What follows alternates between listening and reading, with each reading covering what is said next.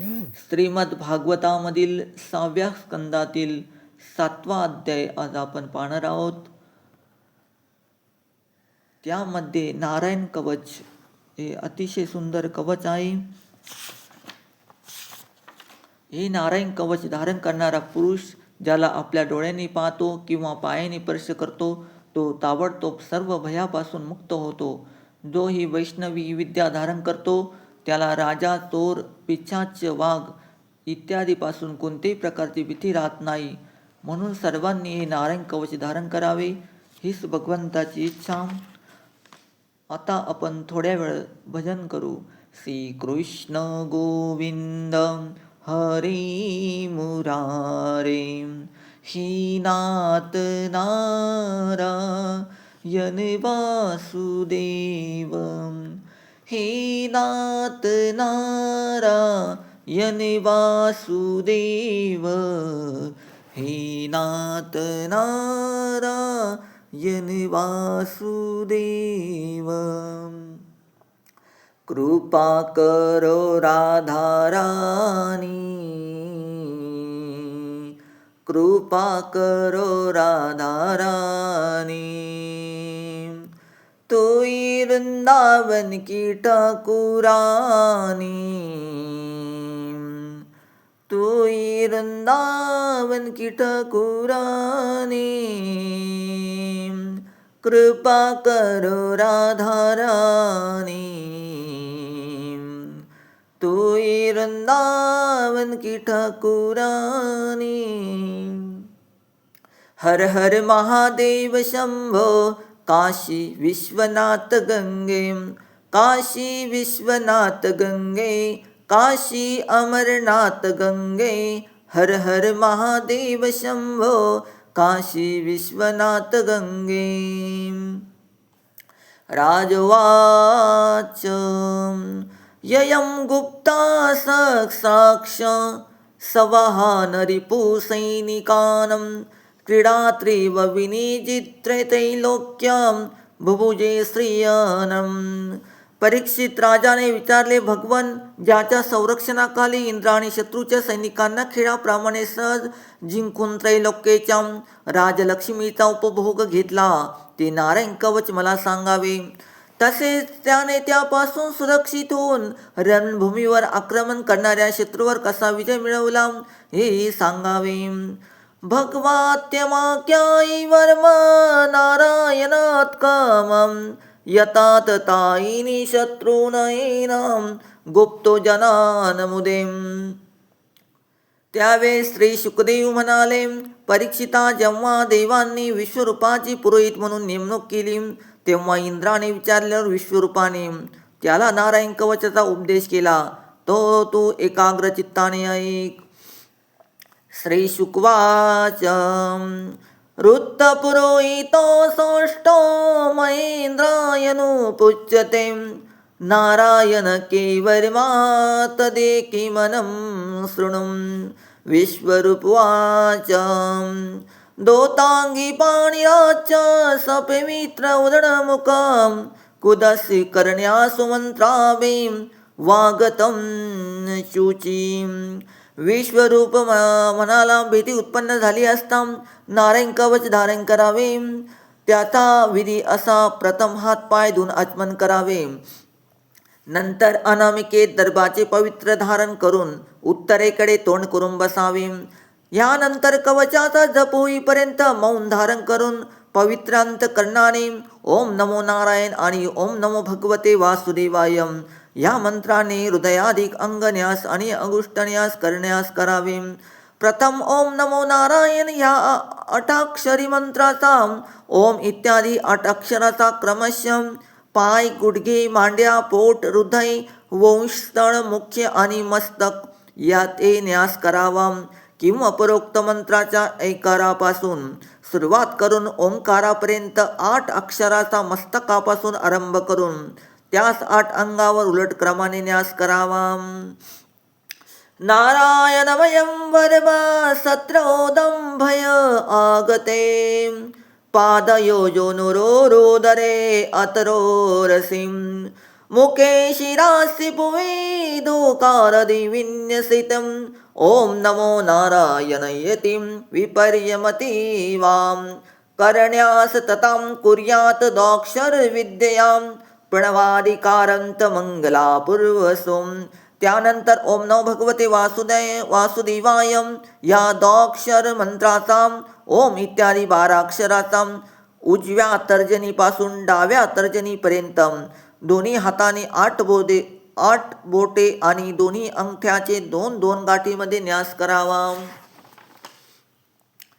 नसेददुदं नोंकार विकार मनोमूर्धनीं शकार भुरोमदेन कार शिकाय दिशेतं वेंकारत त्रयोजुकार सर्वददिश्वं मकारमस्तु दिशा मंत्रमूर्ती भवेद बुदं सविसर्ग पडंत ततं सर्वदिक्षो विनिदिशेतं ओम विश्वे नमः इति.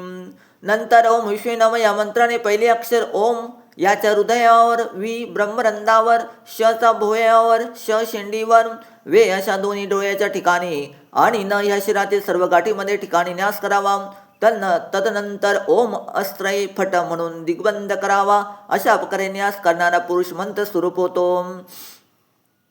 आत्मानं परमध्यायेति ध्येया षडशक्ती प्रियोत्तमं विद्याते जतुपो मूर्तिमिमं मंत्रामुदरेतं. यानंतर सर्व ऐश्वर्य धर्म एक लक्ष्मी ज्ञान आणि वैराग्याने परिपूर्ण असे इष्टदेवाचे भगवंताचे ध्यान करावे व आपण तद्रूप आहोत असे चिंतन करावे. त्यानंतर विद्या तेज आणि तपस्वरूप या कवचाचा पाठ करावा. ओम हरिविज्ञानं सर्वरक्षादेष्टविद्यं पदगीद्रपुष्टें तराजी मे श्रीगदेषु चापं पाशाणी ततनानुष्टगुणोष्टवाओं. ज्याने गरुडाच्या पाठीवर आपले चरण कमल ठेवले आहे आणि माझी 8 सिद्धी त्याची सेवा करीत आहे, ज्याच्या 8 हातामध्ये शंख चक्र ढाल तलवार गदा बाण धनुष्य आणि पाश आहेत, ते श्रीहरी सर्व प्रकारे सर्व बाजूने माझे रक्षण करोत. जलेषु मा रक्षन्तु मत्स्य मूर्ति यादुगणे विवर्णस्य पाशाते तलेषु माया बटु वामनो व्यातं त्रिविक्रमं खेवतो विश्वरूपम. मत्स्य अवतारी भगवान पाण्यामध्ये पाण्यातील जंतूपासून आणि वरुणाच्या पाशापासून माझे रक्षण करोत. मायेने ब्रह्मचार्याचे रूप धारण करणारे वामन अवतार जमिनीवर आणि विश्वरूपम त्रिविक्रम आकाशात माझे रक्षण करोत. दुर्गेष्टे व्याजुमुखादिशो प्रभु पायातून सिंहोस्तुरं युधपरीं विमुच्यते यस्य माहट्टसं दिशो विनोबे पतसे गर्भां.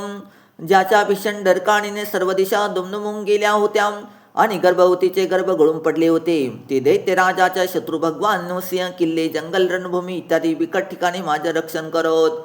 रतासो मादेयत कल्प सोदुष्टतुर्वरहं रामोदिकुष्टेश विप्रवासे सरक्षन्व्यासं भरदाग्रजो मानम.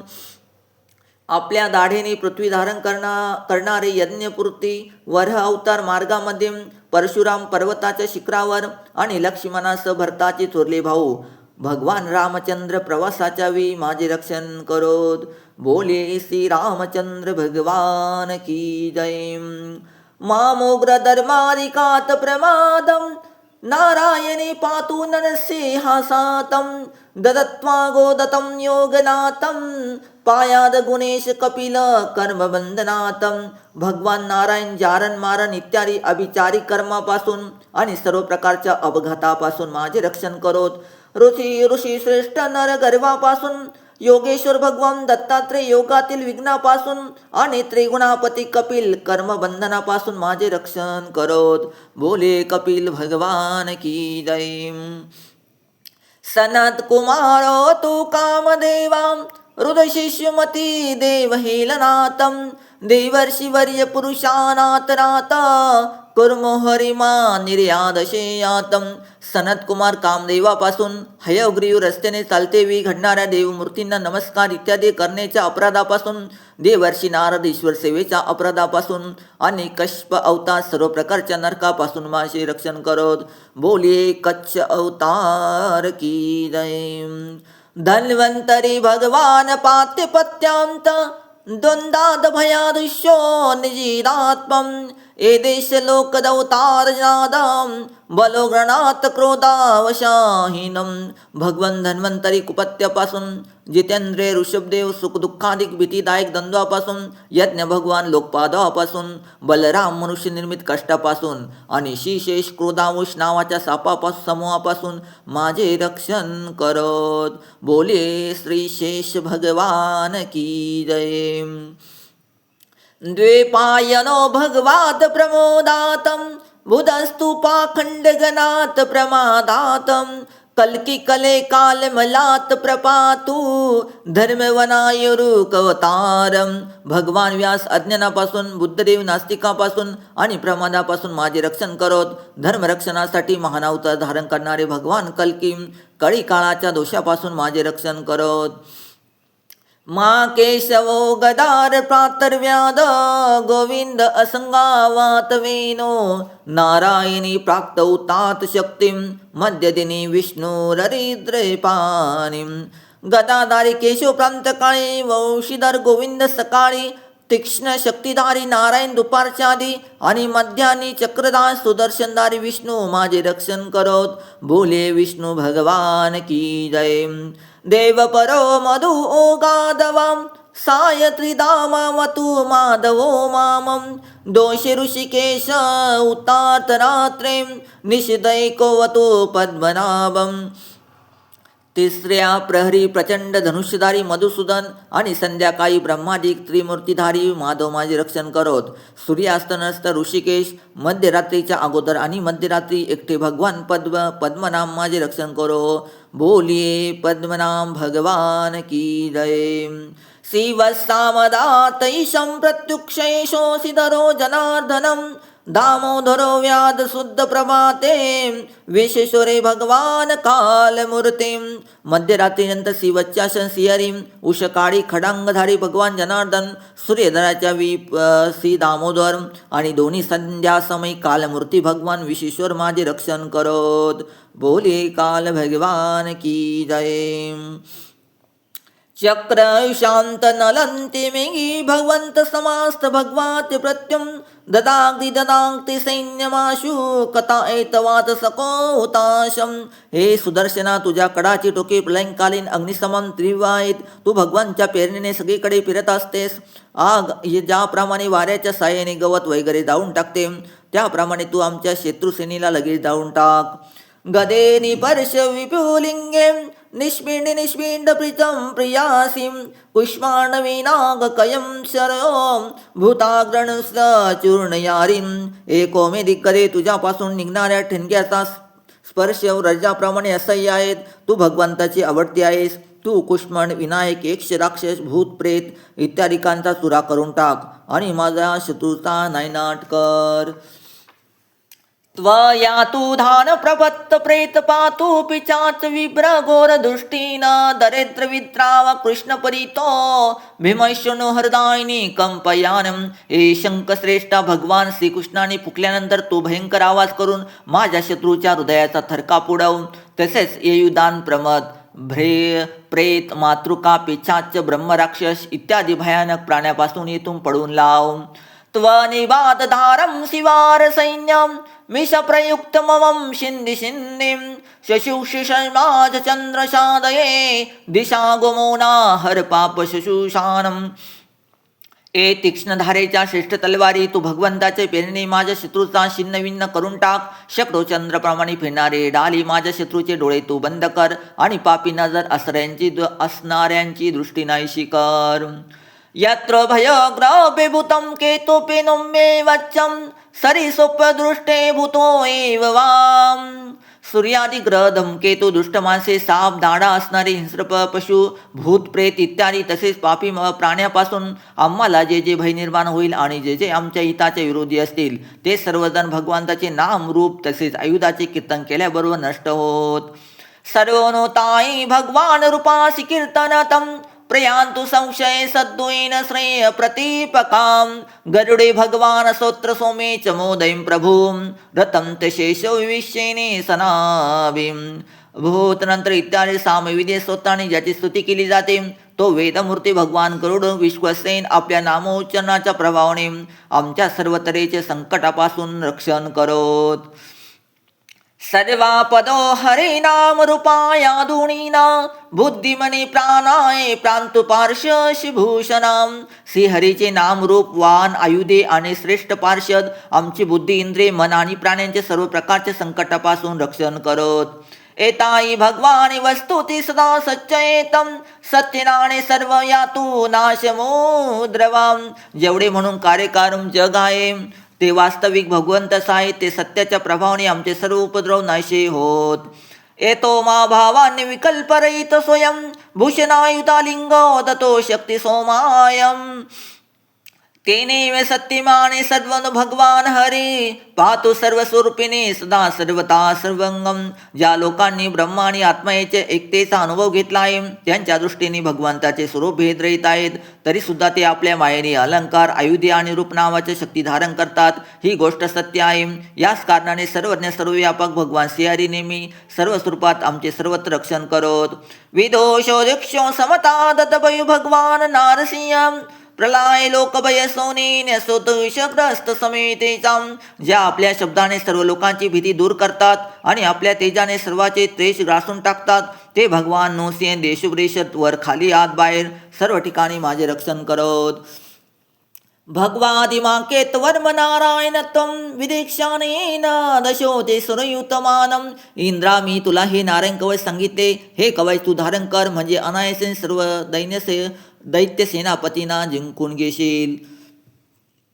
एदात्त धारयमाणे स्तूय पंचती चक्षुक्षाम पदवासभुश्च सद्या सानिवाता विमिष्यते. हे नारायण कवच धारण करणारा पुरुष ज्याला आपल्या डोळ्यांनी पाहतो किंवा पायाने स्पर्श करतो तो ताबडतोब सर्व भयापासून मुक्त होतो. कुतं भयं तस्य विद्या नारायतो भवेत्तं राजानस्तुग्रादे व्याघ्रदिव्ये कहिचितं.